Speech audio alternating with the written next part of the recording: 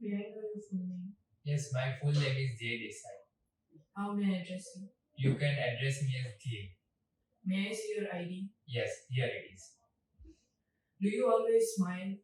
Yes, I often have a smiley face because I think smiley face can attract a lot more people and we can get to know one or more people.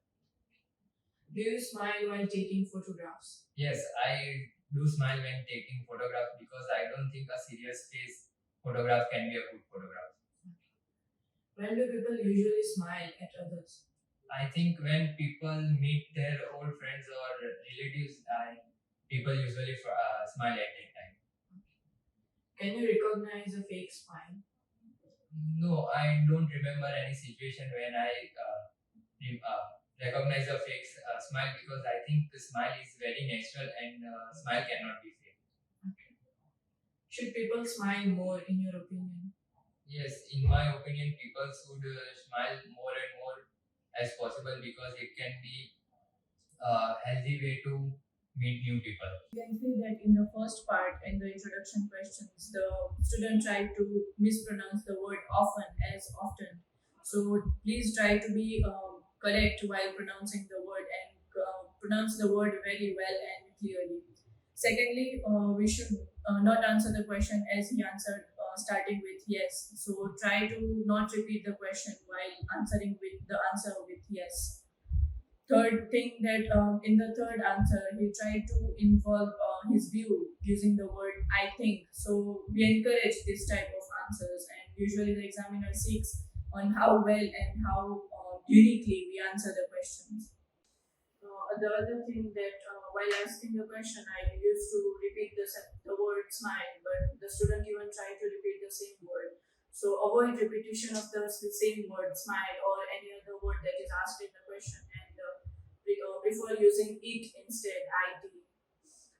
Another thing that we should focus is we should try to speak more than one sentence. That is, try to elaborate your idea. For an example, if a question is asked about do you smile very often, so you just don't have to answer the question. Try to elaborate it with your personal experience.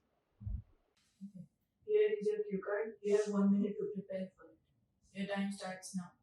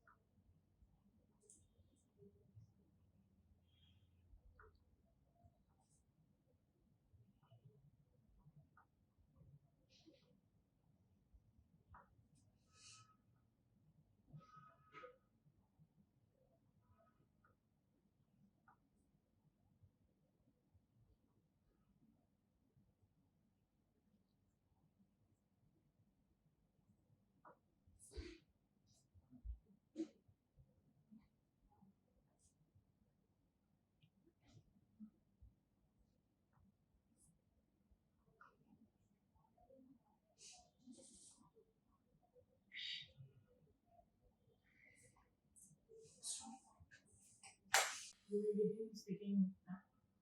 Yes, people search for information on Google. Sometimes people read books to get their required information. I remember a time from my college days when we had our first year and got our first group project on the topic sustainable development. Me and my friends divided work in by individually. So I got the work for searching information.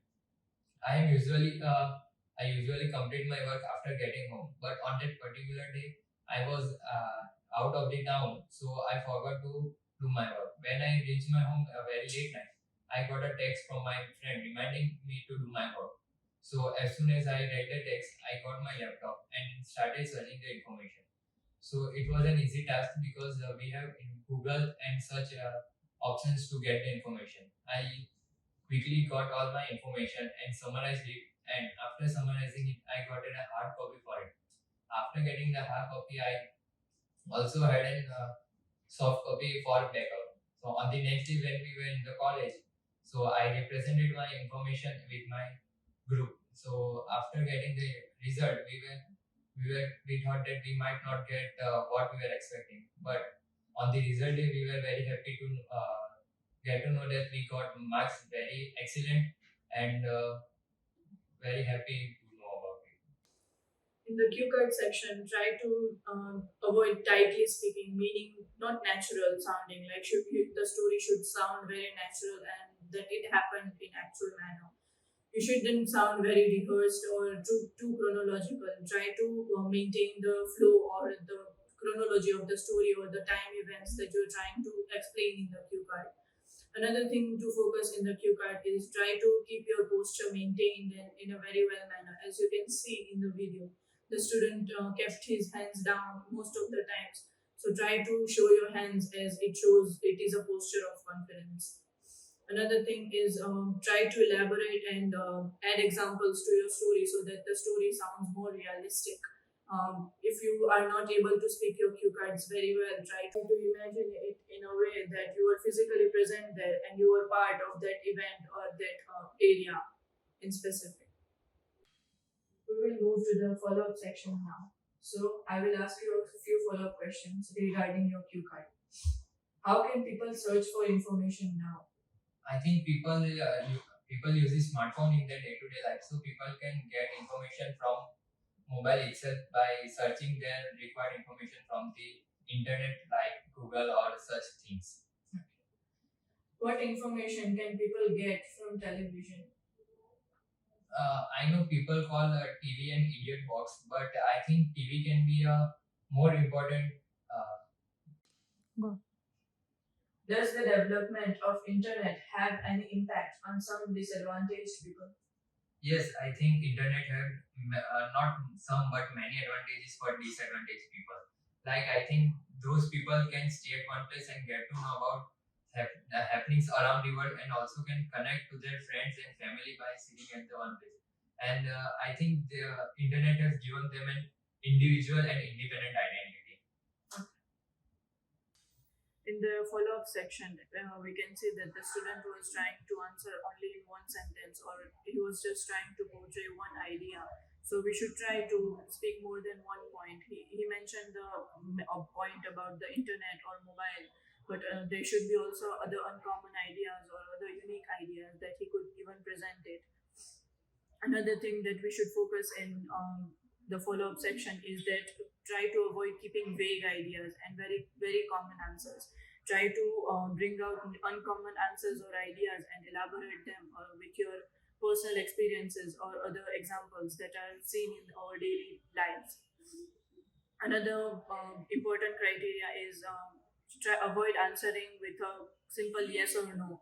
Try using synonyms of yes or no, or try using other phrases that are used as starters. For an example, I do agree with the idea, or I do argue with the point if you're denying a fact.